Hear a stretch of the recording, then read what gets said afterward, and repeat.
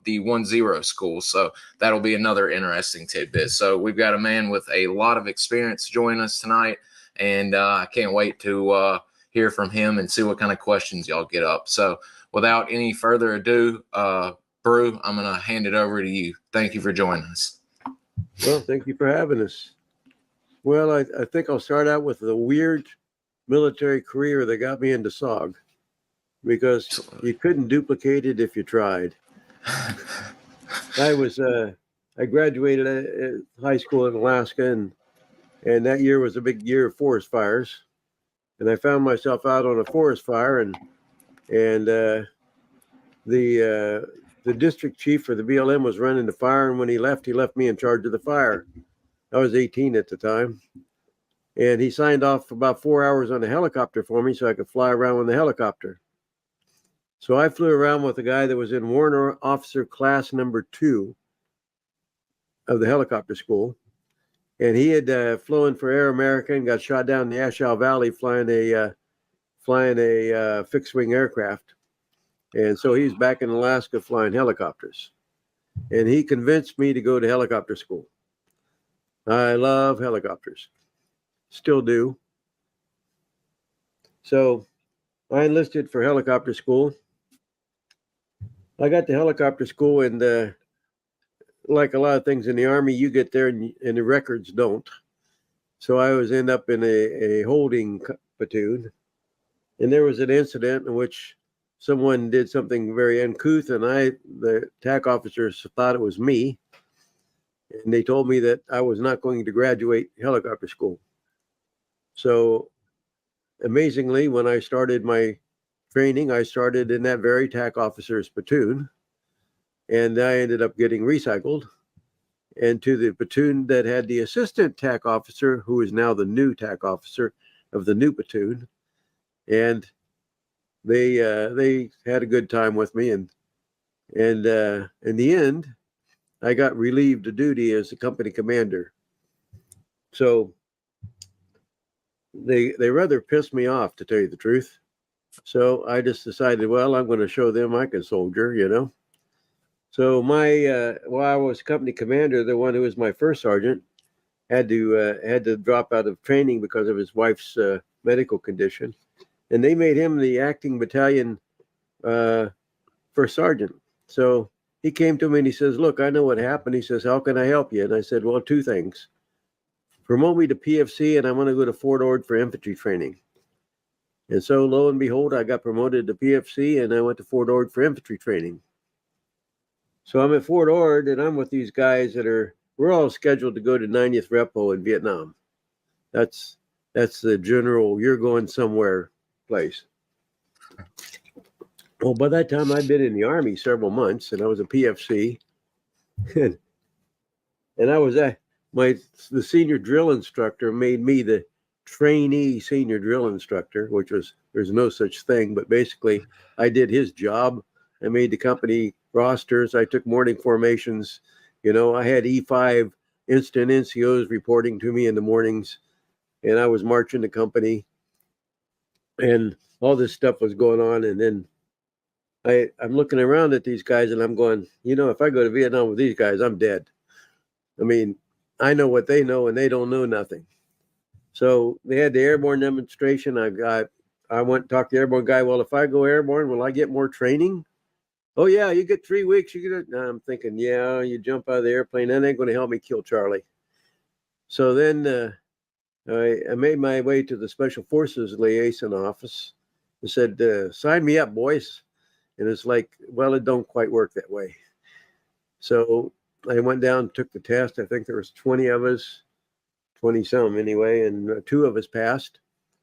So when I got to airborne school, I had orders waiting to go to Fort Bragg. So I go to Fort Bragg, and you know, they give you these tests and everything. And one of the tests they give you is a code test. It's called the RST test. That was because they send 3 letters in Morse code and see if you can copy them, you know. Well, I maxed that out because I'd been a ham operator since I was 12 years old. So the end of training, they tell you where you're going to go MOS wise, and they tell you They told me, you're going to go to commo school. I said, I don't want to go to commo school. Teach me something I don't know. You know, I wanted to go to O&I because I had this kind of James Bond thing. You know, I wanted to be James Bond. Finally, the captain came over to me and says, you're going to be a commo man. And I said, yes, sir. So I went to commo school. And to be very honest, at that time in my life, I was a real asshole. And the instructors didn't like having me around because I was a bit of a smart ass. So on all the theory classes first of all, I passed out of code school in 3 weeks because you had to send 15. And there was something about 15 I couldn't do. So I passed at 22 words a minute. And then I go into the theory classes. In the theory classes, they decided they didn't want me sitting in their classes asking questions. So they sent me to the PX snack bar. So I spent most of my commo days in the PX snack bar.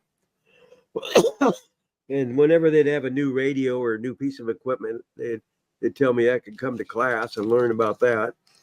And so that was that. Then we went out to the FTX, which is in Pisgah National Forest. And there's a really famous place there called the Linville Gorge. And normally the way it works in the combo thing is you're on one side of the gorge and they got all these sites for you. And you set up these combo sites and they rotate you around a little bit. And then everybody gets to go through the gorge and to the other side. Well, the idea is that you've got to make so much commo during this period of time. And even going through the gorge. Well, I think I was one of the few teams that never went through the gorge because I was making 100% combo at the time. They decided they were going to make sure that, even up the odds. So there was a place out there that had this magnetite deposit, and it would just like suck radio signals right out of the air. It was a terrible place. So they put me there for the entire time. After they moved me for a couple sites, they put me in there, and I never went through the gorge. So one of the things they told us was never interfere with another team's commo. If you do, it's goodbye. And the instructor said to us, quote, I can tell a 109 tuning up on the air anywhere. That 109 was our radio. And it had a very distinctive sound when you're tuning it up. Well, I'm sitting there and I'm thinking, well, this is a little unfair that they're putting me on this site to make sure that I don't make commo, and everybody else is having a pretty good time. So I thought, well, I should even up the odds. So there is normally the 109 is crystal controlled, and you have a crystal for a receiver and crystal for the transmitter, and the receiver had a VFO in it. So you could tune the receiver, but you couldn't tune the transmitter. But there was a way that you could take the receiver and use it to tune the transmitter. So I figured out the commo schedules, and I figured out who was ahead of me, and I would go up and use a ham call sign and tune across their frequency while they was making commo, and even things up a little bit. So the day we all got our commo certificates, when I walked up to the front there, I said, this is, and I gave the ham call sign I'd been using. And I said, yeah, and I can tune the 109, I can hear the 109 tuning up on the air anywhere. Everybody laughed because then they knew it was me interfering with them. But I had graduated, so there wasn't much they could do to me. Anyway, I went from there. I went to 6th group. I'm down to about 89 days in the Army, something like that. And I'm thinking, this is kind of like training to be a brain surgeon and never doing an operation. I said, so I got to get out of here. So I called Mrs. Alexander. I'd called her once before. And so I called her up, and I can still remember her phone number until today. Washington, D.C., OX54070. So I called her up. I said, Mrs. A, I need to go to either Okinawa or I need to go to Vietnam. I've got to extend, so I would like to do it as soon as possible. So this is like about the third week of July. She says, I have an August 15 for Vietnam, if you want it. And I said, sounds good. So, in fact, I was supposed to go to promotion board the day I left, and I just decided, yeah, I'd get promoted in Vietnam, which was actually a mistake. I should have stayed one more day. But anyway, off I go, went sheep hunting with my dad in Alaska, and headed over to Vietnam. Well, before I left, my team sergeant on my A team had just returned from SOG. The only thing I knew about it was that I knew he ran recon. I knew he'd been around Khe Sanh, and he told me stories of the tank tracks and measuring them and watching elephants, and nobody believed him, you know. And they're trying to tell him this was all before they hit Long Bay. So I didn't know in much detail about what SOG was. Of course, we'd all heard the SOG stories. Don't go to SOG. SOG is to death. You know, when we were in training group, you know, we're toasting SOG and death, but we have no idea what we're talking about. Neither does anybody else. But several of our instructors, in fact, were SOG guys. I had Franks and Worley with me, and they in fact, Worley got the DSC. And so we had SOG guys that were instructors, but nobody would tell us exactly what that was. But this guy says to me, he says, you know, I think you'd do okay in SOG. So he drew me a map of Nha Trang, of the compound, and with the SOG liaison office so I could find it. And he says, you go in there and you talk to them and you tell them you want to go to SOG. And if they tell you, you tell them you want to go to NKP. And I go, what's NKP? He says, you don't need to know what NKP is. You just tell them that. I said, okay. So I head over to Vietnam, get up to Nha Trang, walk over to SOG office, you know, walk in there. There's a E6, E7 in there. And walk in, he's got a Vietnamese secretary sitting there in the front door in a separate room. And then I go in to see him, and I said, I'd like to go to SOG. And it's like, yeah, okay, kid, you know. And then, so I said, well, I'd like to go to NKP. He jumps out of that chair, goes around the corner. The secretary just went to lunch. He comes back, he said, it's a good thing my secretary went to lunch or you'd be going to jail. I go, whoa, that's interesting, you know. And so this is the funny part now. You know, he's blowing me off like we don't need you, right? When the orders come down on my orders, I'm the only one that says EM is a volunteer. Everybody else, it says EM is assigned against a non-volunteer vacancy. They were so short of bodies, and Captain Bartlett can tell you, when we went to the field with him, we had exactly one guy. We had, I think, we had 4 squads, so we had four squad leaders, platoon sergeant, platoon leader, and then Pat Smith went along. Pat Smith had been a recon guy, and he was supposed to go in R&R, but he said, told me, he was my roommate. He says, I can't let you guys go out with nobody ever having experience, ever being on the ground before. He says, I can't do that. So he went out with us. And so every one of us with brand new guys just came in. I came in on the 28th of August, I think.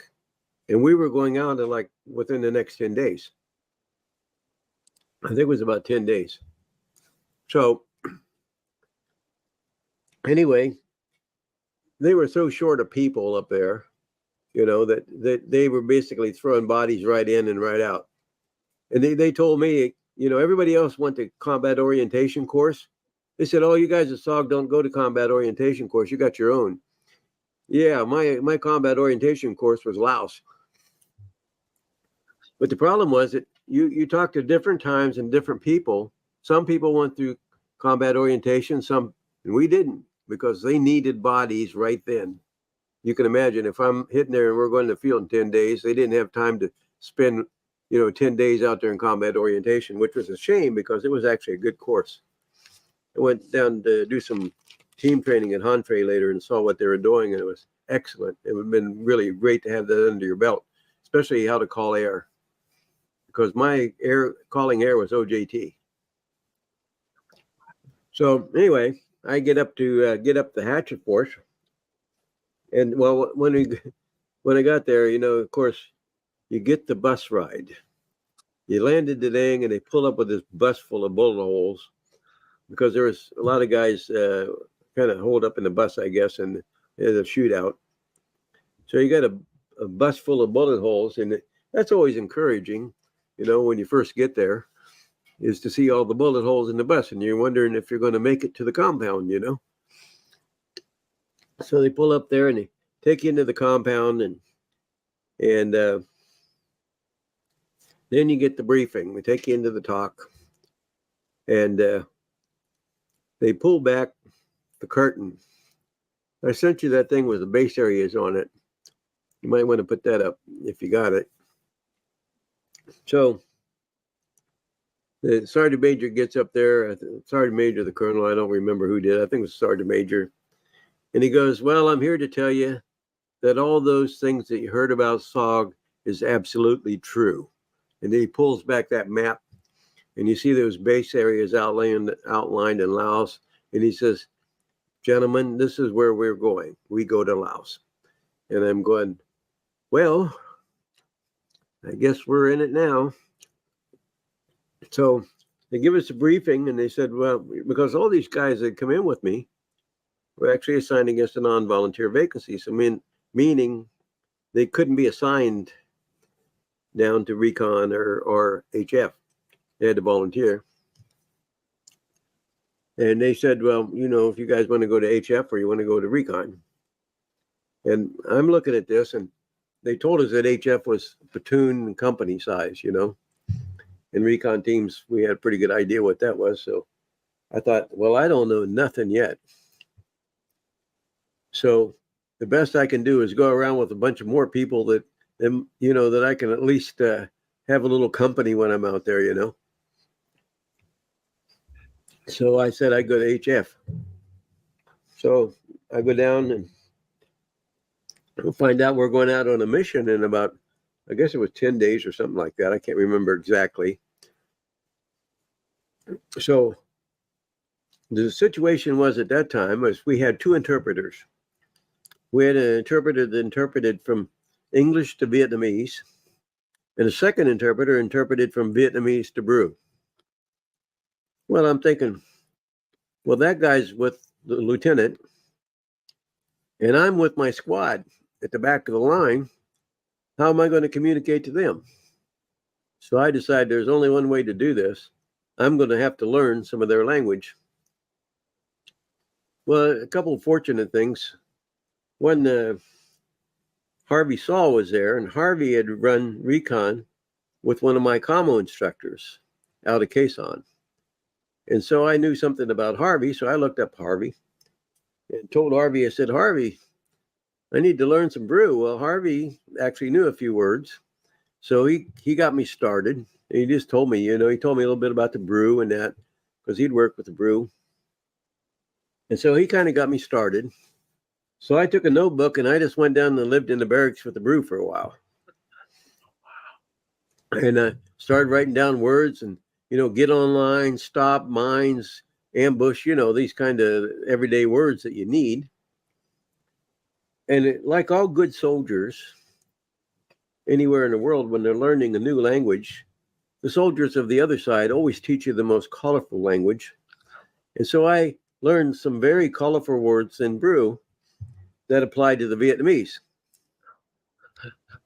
And the Brew loved me talking to the Vietnamese and their secret language. And so we bonded over that. We had a special forces, Vietnamese special forces guy that went out with us who was not much of a guy, really. And nobody really liked him, but he was assigned to us. Anyway, when they always liked it when they would always interpret what he said, but they would never tell him what I said. And so they were having a lot of fun with that. Anyway, I spent a lot of time down there. And so this is where I spent so much time down there that a lot of the Americans started calling me Brew. Well, then later, the Brew thought that was pretty good, so they started calling me Sergeant Brew. So it got to the point I just made a name tag that said Brew on it and gave up on my actual name. So people that came in probably in October or so from then on didn't know my real name because my name tag was Brew, and that's about all they knew me as. Nobody knew my real name. In fact, when I came back from NKP, I'm walking down the boardwalk, and Sergeant Major Pillow had just come in, and he's walking the other way, and he goes, he goes, "Good morning, Sergeant Brew." Good morning, Sergeant Major. He found out later that there was no Brew in his roster. Anyway, so that's how I got the name Brew, and I got to be really tight with the Brew people and really enjoyed them a lot. So we ran our first mission, and it was interesting. We, if I recall correctly, and I may not, it's been a while.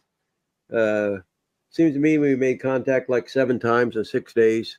None of it heavy. They were just trying to slow us down, basically, because where we were operating was in the salient area there in Laos. And I went back in that area later, and that's it's called Muang Samoy, and that's actually a Brew area in there. So they were basically slowing us down, trying to keep us away from their areas.